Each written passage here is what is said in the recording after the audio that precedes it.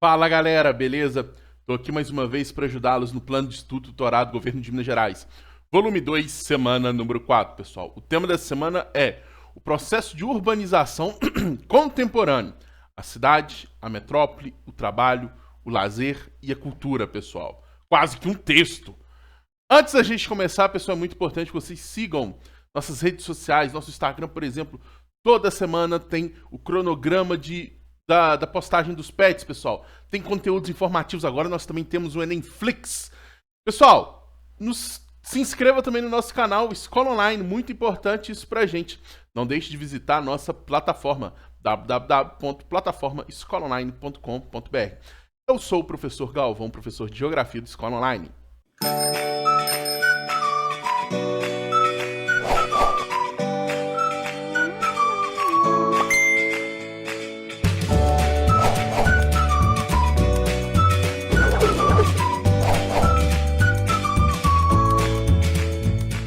Antes de começar, pessoal, eu gostaria de pedir encarecidamente, quem puder, seguir no meu Instagram, pessoal, também, prof.galvão.gel, pessoal. Esse Instagram, eu tô investindo nele já tem 2 meses e meio. Tá bacana, vídeo todos os dias praticamente, às vezes fim de semana eu deixo de postar para descansar um pouco. Conteúdos, descontração, um pouco de humor, cotidiano da sala de aula, mas é uma ferramenta de você às vezes estar lá mexendo no seu Instagram, assistir um vídeo meu, com 1 minuto, no máximo, você vai ter um conhecimento que pode ser essencial, por exemplo, uma prova como o Enem, beleza? Rapamole é doce, mas não é dura não. Pessoal, o tema dessa semana também é bem tranquilo, bem curto, um pet também relativamente tranquilo. Segregação, opa, eu escrevi segregação, né? Desculpem. Segregação urbana e socioespacial. Pessoal, o que seria segregação urbana e socioespacial? Você delimitar de forma indireta ou direta, espaços de acordo principalmente com a sua questão econômica, beleza? Aí vem a questão da segregação socioespacial. Como assim, professor, isso acontece? Vou dar um exemplo. Existem áreas específicas a partir da sua classe social, como é o caso, por exemplo, dos condomínios fechados. Só entra em condomínios fechados quem tiver autorização. Só entra em condomínio fechado quem tiver uma casa dentro dele. Caso contrário, meu amigo, você não entra. Então, existe essa segregação direta. Uma segregação que não é direta, não é indireta. Ela é direta, você não entra, simplesmente. E existe a segregação indireta também, pessoal. Por exemplo, shoppings luxuosos. Shoppings luxuosos, você vai ter um predomínio de populações ricas. Quando uma pessoa pobre, por exemplo, mal vestida, quando eu falo mal vestida, pessoal, é com roupas baratas, sem grife, uma pessoa mais humilde, entra no shopping, entra em um shopping voltado a pessoas com maior padrão de vida, as pessoas sabem que elas vão ser seguidas por segurança, que elas vão estar o tempo inteiro sendo observadas, e isso faz a gente sentir mal. Então, de forma indireta, a gente acaba não indo naqueles ambientes. Pessoal, me desculpe, mas existem, por exemplo, alguns restaurantes, alguns bares que eu olho assim e falo, nunca vou entrar num lugar desse. Gente, eu gosto, por exemplo, de sentar num lugar onde eu posso ficar de chinelo e bermuda. Se eu puder, se eu tiver bem de chinelo e bermuda, ótimo. Agora, se não, me desculpa. Beleza? Isso é uma forma de segregação. Você acaba não frequentando, não entrando nos locais de forma direta, como um condomínio fechado, que é restrito para uma parte da população, clubes, por exemplo, ou de forma indireta, como é o caso, por exemplo, desses ambientes de alto padrão, que a gente acaba não se sentindo bem mesmo entrando lá, beleza? A favelização, né? Bairros de pessoas com predomínio de pessoas de baixa renda, onde que ocorrem? Vou até espirrar. A presença das favelas, pessoal. As favelas ocorrem de forma predominante ou em áreas distantes do centro urbano, que tendem a ser áreas desvalorizadas, ou se não, áreas irregulares, próximo ao centro. Vontade de espirrar.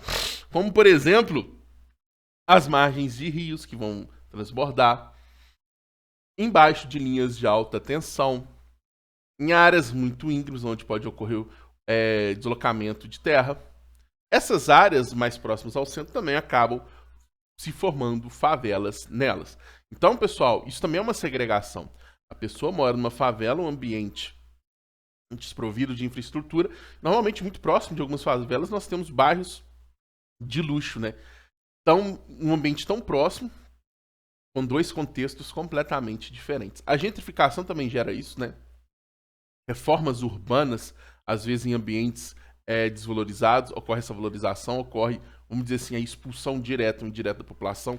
Um grande exemplo que nós temos é a Olimpíadas do Rio de Janeiro, onde se cria, por exemplo, a Vila Olímpica. Você tem ali bairros de baixa renda, onde as pessoas são literalmente expulsas desses bairros, beleza? Expulsas, possuem seu terreno ali, que é muito desvalorizado, comprado a um preço muito baixo, e assim por diante. E nós temos os serviços particulares, privados, aonde também você segrega a população. Se você tem dinheiro para pagar, você participa. Você não tem dinheiro, você não participa. Ei, antes da gente começar os exercícios, pessoal, pegue sua aguinha e dá aquela goladinha deliciosa. Ó. Coisa boa. Atividades número 1 e 2. Primeira questão aí, ó. Mais fácil que ganhar do Cruzeiro na Série B, meu filho. Com 2 jogadores a menos. Mais fácil.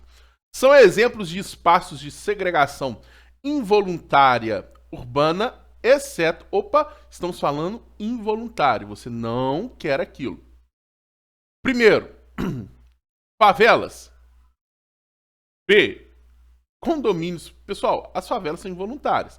Por que uma pessoa de classe alta não vai na favela? Pô, ele não se sente bem lá.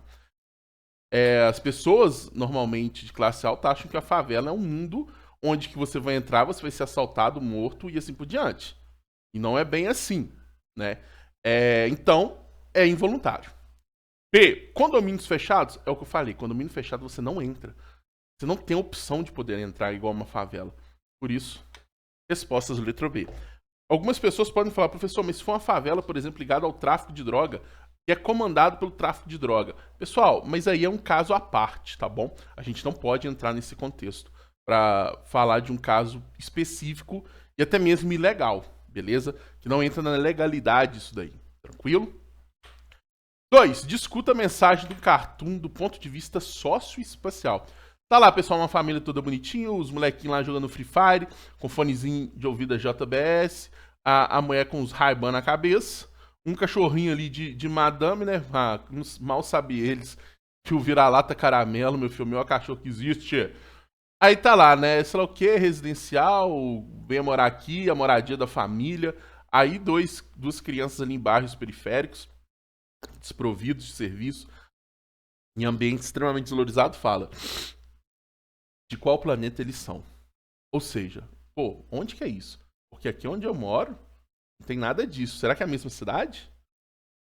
Pessoal, nós podemos dizer então que a cidade em si é um ambiente segregador, onde populações pobres vivem em ambientes desvalorizados e populações ricas acabam vivendo em ambientes valorizados. Pessoal, na hora que eu vi aqui minha resposta, eu acabei de lembrar que eu esqueci de fazer a checagem do texto, tá? Se tiver algum erro aí de português, eu já vi 2 baixa aqui, eu falei, eu esqueci de fazer a checagem. Normalmente eu sempre faço, na hora que eu volto, eu faço. Se tiver algum erro de português, pessoal, vocês me avisem aí que eu faço a correção nos comentários do vídeo, tá bom? Me desculpem. Agora, na hora que eu vi o texto, eu falei, gente, eu não fiz a checagem do texto. Mas, sem problema, acho que dá pra entender aí.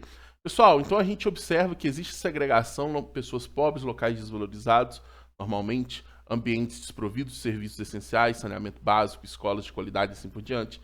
Pessoas com um padrão de vida melhor, financeiro, tendem a ficar em ambientes com infraestrutura adequada, com instituições de ensino de qualidade, hospitais próximos e assim por diante, beleza? Então isso seria uma segregação socioespacial, onde cada pessoa, a partir de sua classe social, vive no ambiente pela qual sua classe, vamos dizer assim, é inserido, beleza? Então seria mais ou menos isso daí. 3.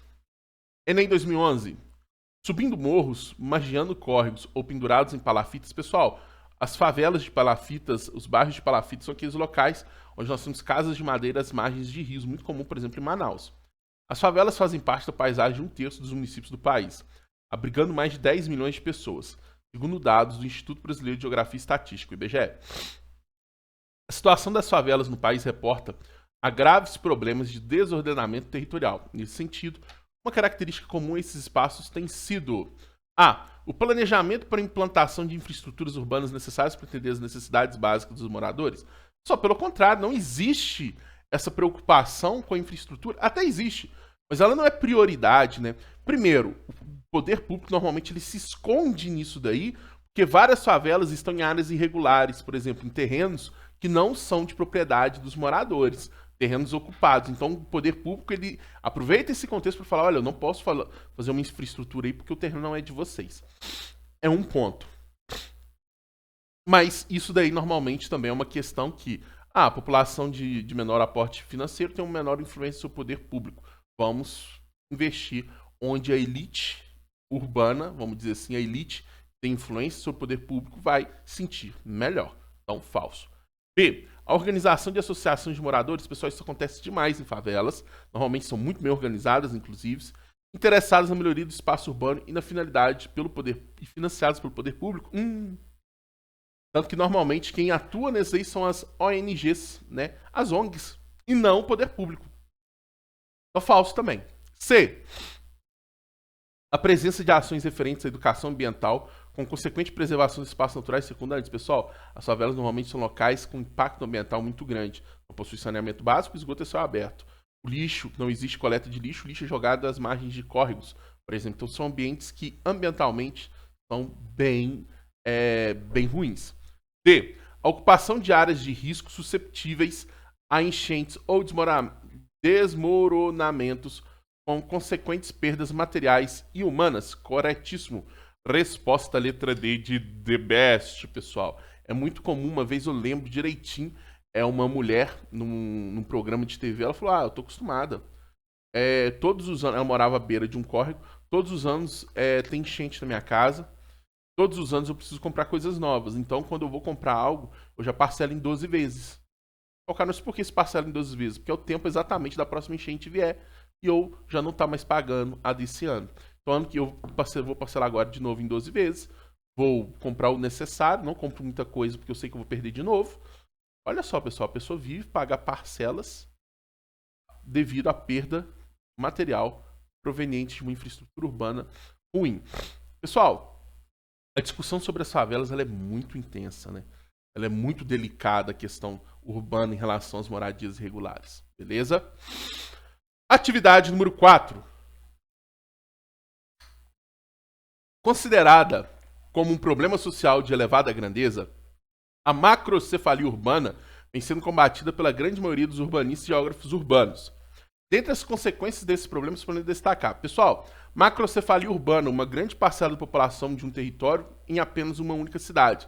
Um exemplo, Montevidéu, no Uruguai, tem quase 50% de toda a população do Uruguai. Concentração de uma população em uma única cidade. Então, podemos destacar a falta de serviços públicos para as áreas centrais. Normalmente, as áreas centrais possuem serviços essenciais. Então, falso. B. A diminuição abrupta do preço do solo. Pelo contrário, se tem muita gente e pouca terra, a terra fica cara. C. A formação de cortiços e ocorrência de favelizações. Corretíssimo. Moradias irregulares, moradias inadequadas, como os cortiços e as favelas, que nós já discutimos na questão anterior. Resposta, então, letra C de Cruzeirão cabuloso. Ai, meu cruzeiro, faz isso comigo, não, trem. Vamos lá. 5. Questãozinha da Unifal, Universidade Federal de Alfenas. Leias afirmativas a seguir. 1. O êxodo rural é uma das causas da urbanização acelerada que acarreta, entre outros problemas, o aumento do desemprego e o crescimento do setor informal na cidade dos países de industrialização tardia. Verdade. Professor, por quê? Pessoal, se as pessoas estão saindo do campo, normalmente elas estão saindo porque a condição lá não está boa. Então é uma população muito intensa de baixa renda. O que acaba, por exemplo, indo para moradias irregulares. Um grande número de desempregados. Eles precisam trabalhar. Então eles vão para o emprego informal. Beleza? E por que países de industrialização tardia? Porque são esses países que passam por um forte processo de urbanização atualmente. O Brasil, apesar de ser de industrialização tardia, nossa urbanização foi um pouco anterior a vários outros países. A nossa urbanização ali, a gente já estava se urbanizando, vamos dizer ali, já no finalzinho da Segunda Guerra Mundial. Outros países são apenas na década de 60, década de 70. Na década de 60, por exemplo, o Brasil já era um país urbano. 2. O crescimento da taxa de urbanização implica uma acentuada melhoria nas condições de vida da população dos países subdesenvolvidos. Pessoal, essa 2, ela é bem subjetiva, tá bom? Por que ela é bem subjetiva? Porque quando a gente pega o processo de urbanização, a gente vê uma melhoria nas condições, por exemplo, de saúde, expectativa de vida da população. Mas se a gente falar que ocorre uma melhoria acentuada, é falso. Normalmente as pessoas vão para favelas de grandes centros urbanos, onde você não tem uma melhoria acentuada. Beleza? Então a 2 é falso. 3, o aumento das favelas, dos loteamentos clandestinos e da população sem teto pode ser apontado como uma das consequências do êxodo rural e da crescente urbanização. Correto. Pessoas chegam na cidade, não têm onde morar, acabam improvisando suas moradias nesses ambientes. Então, 1 e 3 correto. Resposta letra B de balacobaco. Pessoal, qualquer dúvida que vocês tiverem, fiquem à vontade no comentário. Estou à disposição de vocês a respondê-los. Opa! Tá para começar o nosso projeto Enem. Eu não erro mais, pessoal. Aulas ao vivo pelo YouTube. Ah, eu não posso no horário que as aulas são, professor. Não tem problema. Elas ficarão disponíveis no YouTube também como material, pessoal. Vamos começar agora no meio do ano. Fique esperto. Projeto Enem. Eu não erro mais, beleza? No mais, pessoal, um forte abraço. Tamo junto. E até a próxima. Valeu!